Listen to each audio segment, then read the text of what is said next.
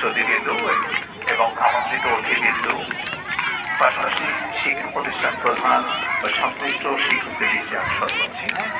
আমরা খুব তাড়াতাড়ি এই অনুষ্ঠানটি শুরু করতে চাই আপনাদের সহযোগিতা কামনা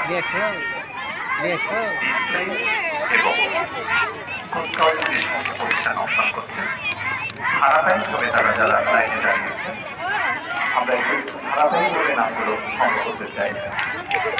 বাংলাদেশ স্কাউট কমিশনার এবং বাংলাদেশ স্কাউট উপজেলার সেক্রেটারি মহোদয়কে একটু সহযোগিতা আছে, তারা